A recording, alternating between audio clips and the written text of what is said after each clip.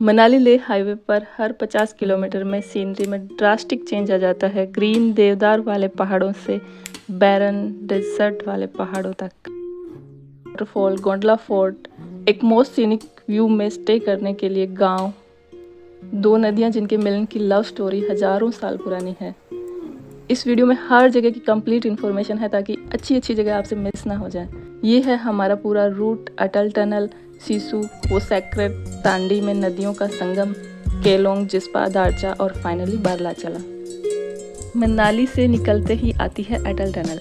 इसकी लंबाई 9.02 किलोमीटर है और इसकी लागत 3200 करोड़ रुपए है। इसको बनाने में 20 साल लगे थे। इस टनल के जस्ट ऊपर रोहतांग पास है। इस टनल का नाम पहले रोहतांग टनल था। अटल टनल से पहले पुराने रास्ते से जब जाते थे तो 3 से 4 घंटे लगते थे और अब वही रास्ता 3 से 4 मिनट में कवर हो जाता है। अटल टनल से होकर जाने के लिए कोई परमिट की ज़रूरत नहीं होती और विंटर के टाइम आगे जाने के लिए सिर्फ 4x4 व्हीकल ही अलाउड होते हैं। अटल टनल पूरे साल ओपन रहता है और इससे बाहर निकलते ही आपको दिखती है चंद्रा रिवर और वहाँ पर आपको थोड़ी सी ज़्यादा ठंड भी महसूस होगी और हवाएं भी थोड़ी सी तेज़ होंगी। इस टनल से निकलते ही आपको कुछ खाने पीने की स्टॉल मिल जाएंगी और इसके बाद पहला आपका रियल स्टॉप होगा सिसु, जहाँ से आप सिसु वाटरफॉल जा सकते हैं और सिसु लेक जा सकते हैं। वाटरफॉल जाने के लिए 2 रास्ते हैं, एक आप ट्रैक करके जो कि 30 मिनट का ट्रैक है और दूसरा आप जिप लाइन से जा सकते हैं। सिसु लेक मैन मेड है, यहाँ पर कुछ टाइम स्पेंड कर सकते हैं। अगर आपका ट्रिप 4 से 5 दिन का है तो ही रुक कर जाएं, नहीं तो डायरेक्ट जिस्पा में स्टे करें। मई से अक्टूबर पूरा वीक 10 AM से 4 PM तक ओपन रहता है। यहाँ पर 10+ जिप लाइन काउंटर है। लंबी लाइन से बचने के लिए सुबह 10 से 11 बजे के बीच पहुँच जाएं। सिसु लेक सुबह 6 से शाम को 6 बजे तक जा सकते हैं। यहाँ से वाटरफॉल दिखता है। यहाँ पर अप्रैल से अक्टूबर तक कैंपिंग का ऑप्शन अवेलेबल है। इस साइट पर टेंट रेंट भी कर सकते हैं। यहाँ पर नाइट में स्टार गेजिंग के लिए अच्छी लोकेशन है। इस लेक में बोटिंग भी होती है। यहाँ पर रेस्ट रूम व खाने पीने की व्यवस्था भी है। नवंबर से फरवरी में टेम्परेचर -15 डिग्री तक चला जाता है, जिससे लेक का क्लियर वाटर फ्रीज हो जाता है। फोटोग्राफी के लिए बेस्ट है। इसके बाद आपके पास स्टे के लिए 3 ऑप्शन है, खांगसर, केलोंग और जिस्पा। अगर आपको अच्छे व्यू के बीच में रुकना है तो आप चूज करें खांगसर, और अगर आपको छोटे मार्केट में रुकना है तो केलोंग, और अगर आपको river side Manali Leh highway पर स्थित एक गांव खांगसर में आप स्टे कर सकते हैं। यहाँ पर सीन व्यू बहुत अच्छे हैं। खुले मैदानों में खेत हैं। यहाँ से आपको 2 जगह मिल जाएगी घूमने के लिए, खांगसर खार व गोंडला फोर्ट। अगर आप एक्सप्लोरर हैं तो ही यहाँ पर जाइए, नहीं तो ये ज़्यादा कोई वर्थ वाली जगह नहीं है। खांगसर से आगे आता है तांडी, जो कि यहाँ से लगभग 12 किलोमीटर है। तांडी में चंद्रा और भागा नदियाँ मिलकर चंद्रभागा नदी बनाती है, जो आगे चलकर चिनाब कहलाती है। इसके पीछे एक दिलचस्प लव स्टोरी है। कहा जाता है चंद्रा चंद्रमा देवता की पुत्री थी, जिसका उद्गम स्थल चंद्रताल झील से हुआ था। वहीं भागा सूर्य देवता का पुत्र था, जिसका उद्गम स्थल सूरजताल से हुआ था। दोनों एक दूसरे से प्रेम करते थे और विवाह करना चाहते थे। आखिरकार दोनों तांडी में आकर मिले और एक हो गए। इसी वजह से यह संगम स्थल पवित्र माना जाता है। अब इस जगह जाकर जरूर रुकें। नीचे नदी के संगम तक जाने के लिए सीढ़ियां बनी हुई है और यहाँ पर आपको 2-3 मैगी की और चाय की शॉप मिल जाएगी।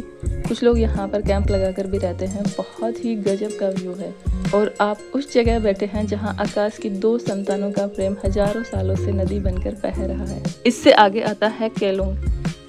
यहाँ से त्रिलोकनाथ टेम्पल जा सकते हैं। लाहौल रीजन में यहाँ पर ही एकमात्र बाजार है, गवर्नमेंट ऑफिसेज हैं और लाहौल रीजन का सबसे पॉपुलेटेड प्लेस है। थोड़ा और आगे चलोगे, केलोंग से 18 किलोमीटर बाद एक गांव है गेमूर। यह भागा नदी के किनारे छोटा सा गांव है। यहाँ भी स्टे के लिए काफी ऑप्शंस है।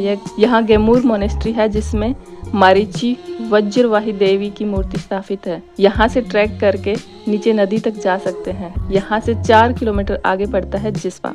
यदि आपको नदी के किनारे कैंपिंग पसंद है तो यह गांव बेस्ट है। यहाँ एक छोटा सा नेचुरल वाटर फ्लो भी है। यहाँ खाने पीने के ऑप्शंस अच्छे मिल जाएंगे। इससे आगे आता है दारचा ब्रिज। जिस्पा से 7 से 8 किलोमीटर के बाद दारचा ब्रिज आ जाता है। 360 मीटर लंबा है यह। यहाँ भी कुछ फोटो क्लिक कर सकते हैं। इससे आगे आपको 2 रास्ते मिलेंगे, बारलाचला पास के लिए और दूसरा सिंकुला पास के लिए। तो आप पहले दिन बारलाचला पास जाएं या फिर एक दिन में दोनों भी कवर कर सकते हैं।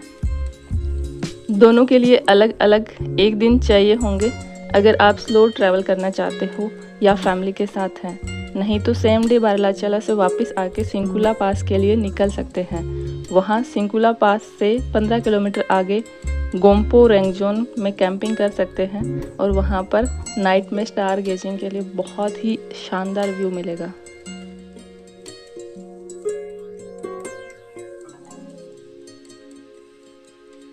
आप खांगसर, केलोंग, गैमूर या जिस्पा में से कहीं भी रुके हुए हैं तो वहाँ से अर्ली मॉर्निंग में ऐसे टाइम निकलें कि दारचा में 8 बजे तक पहुँच जाएं, क्योंकि सुबह सुबह का मौसम अच्छा रहता है, ज़्यादा तेज़ हवाएं नहीं चलती और बर्फ़बारी भी नहीं होती है।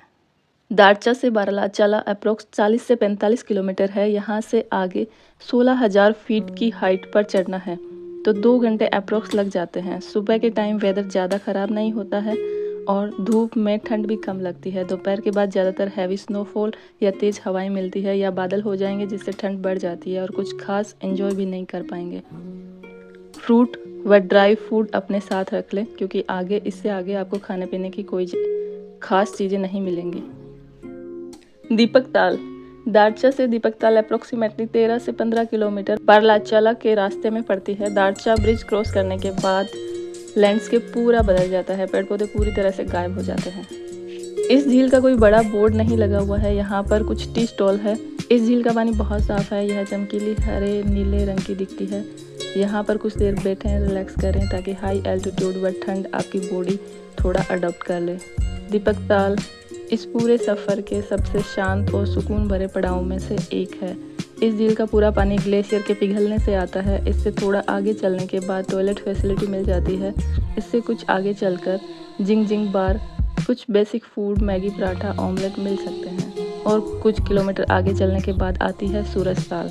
यह बहुत ही खूबसूरत नज़ारा है। यह नीले रंग की दिखती है। यह झील भागा नदी का उद्गम स्थल है जो आगे चलकर चंद्रा नदी से मिलकर चेनाब बनाती है जो अंततः पाकिस्तान तक जाती है। इस झील के जस्ट आगे है बारलाचला पास। यहाँ है बहुत ही खूबसूरत नज़ारे। अपने हिसाब से आगे तक जाके देखाएं, जो स्पॉट आपको अच्छा लगे वहाँ पर स्नो के साथ एंजॉय कर सकते हैं। यहाँ पर बीच में कुछ स्नो में पहनने वाले कपड़े मिलते हैं, बट आप क्लॉथ जिस्पा के आसपास से ही रेंट पर ले सकते हैं, नहीं तो अगर गीले कपड़े हो जाएंगे तो तबीयत ख़राब हो सकती है।